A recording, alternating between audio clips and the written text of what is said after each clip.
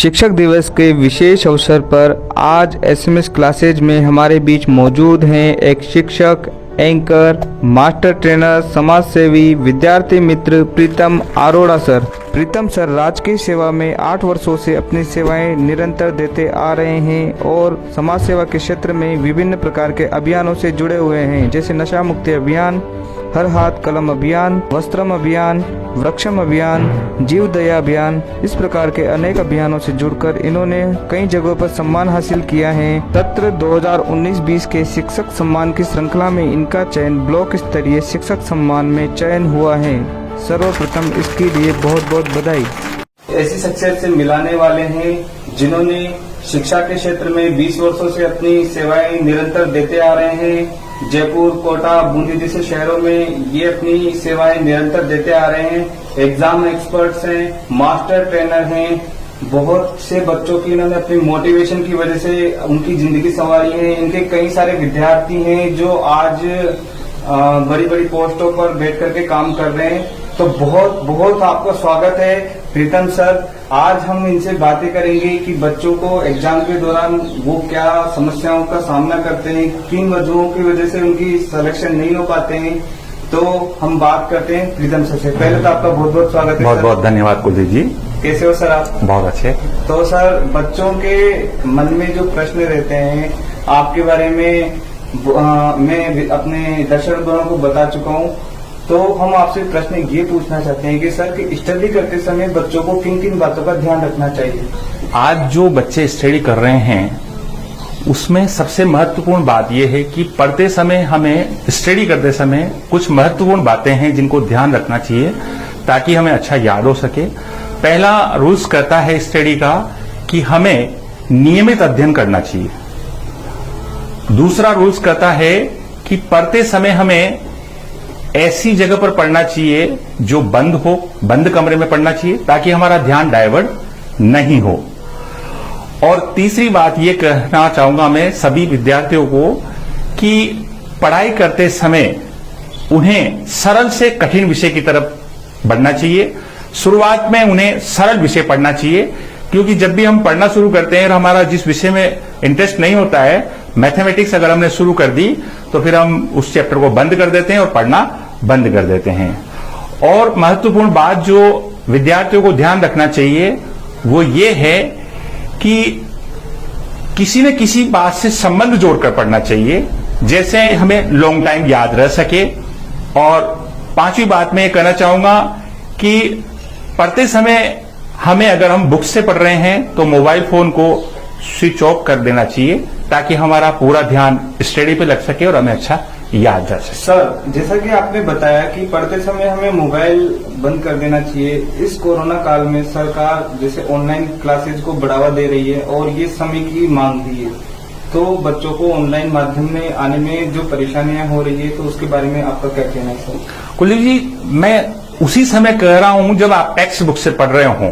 अगर आप बुक से पढ़ रहे हैं तो आप फोन को दूर रखें, स्विच ऑफ रखें। आज जो वर्तमान परिप्रेक्ष्य में कोरोना काल चल रहा है, इस समय हमें ऑनलाइन पढ़ने की आवश्यकता है। निस्संदेह फोन पर हम जो ऑनलाइन क्लासेज चल रही है उसको हम ज्यादा से ज्यादा देख रहे हैं, उसको देखना चाहिए। पर फोन से पढ़ते समय हमें कुछ बातों का ध्यान रखना चाहिए कि हमें अननेसेसरी चीजों से बचना चाहिए। फोन जो है उस पर जब हम पढ़ रहे हैं तो हमें ऑनलाइन क्लास ही पढ़ना चाहिए। जो चैप्टर हमें पढ़ना है उसी को खोलना चाहिए। अननेसेसरी चीजों को हमें नहीं देखना चाहिए ताकि हम अच्छा पढ़ सकें और सफल हो सकें। ये वातावरण बहुत इंपॉर्टेंट होता है।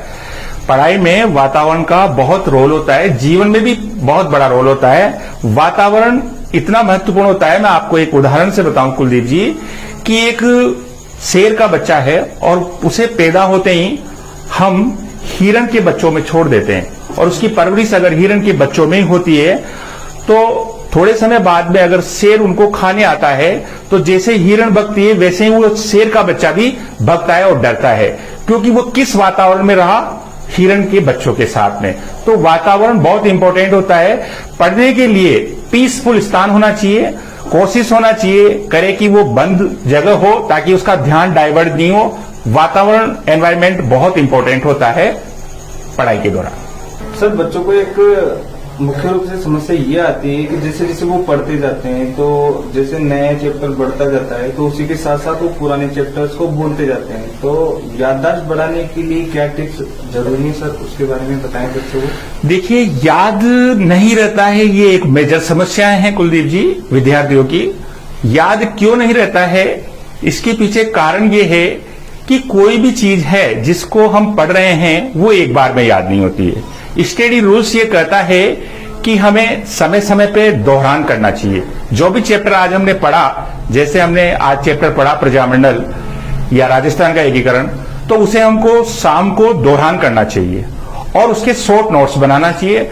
साइकोलॉजी ये कहती है, शिक्षा मनोविज्ञान, कि एक ही चीज को कम से कम हम जब 5 से 7 बार पढ़ लेते हैं तो हमें याद रहती है। याद रखने के लिए एक महत्वपूर्ण बात यह भी है कि हम कितनी एकाग्रता से पढ़ रहे हैं। पढ़ते समय हम कितना डिवोशन के साथ एकाग्र होकर पढ़ रहे हैं, उस पर भी डिपेंड करता है। क्योंकि आज जब हम पढ़ रहे हैं तो सॉन्ग चला रखे हैं, टीवी चला रखी है, तो ये चीजें पढ़ाई में याद रहने में बाधक हैं। तो इसका मतलब ये हुआ सर कि वातावरण का बहुत महत्व होता है पढ़ाई के दौरान। अभी 10वीं कक्षा एवं 12वीं कक्षा के परिणाम आए हैं।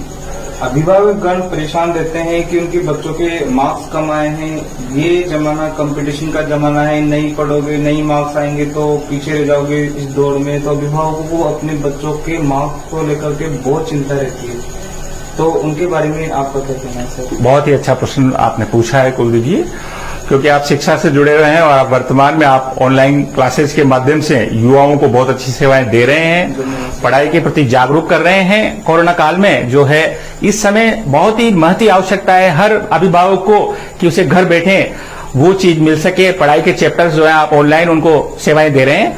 आपका जो प्रश्न था कि मार्क्स को लेकर अभिभावक बहुत चिंतित रहता है, मैं इस बारे में अपना अनुभव ये कहूंगा कि मार्क्स को लेकर अभिभावक को कोई चिंता नहीं करना चाहिए, क्योंकि अपने बेटे का कंपैरिजन दूसरे बच्चे से नहीं करना चाहिए।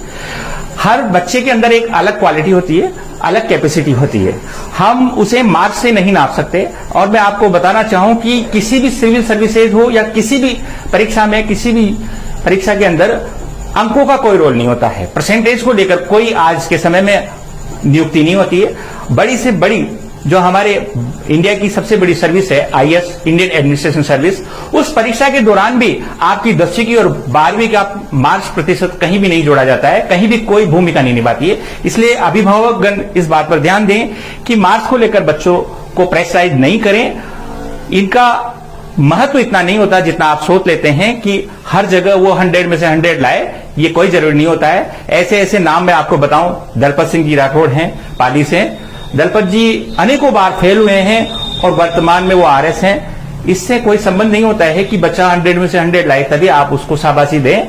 जितने वो मार्क्स लाया है उसे आप एप्रिशिएट करें और उसका मनोबल बढ़ाएं। उसे कभी भी माइंडली आप टॉर्चर नहीं करें, ताकि वो तनाव में नहीं जाए और डिप्रेशन का शिकार ना हो। सर, कुछ चीजें हम आपके बारे में जानना चाहते हैं कि आप किन किन विषयों पर अपनी महारत हासिल रखते हैं सर?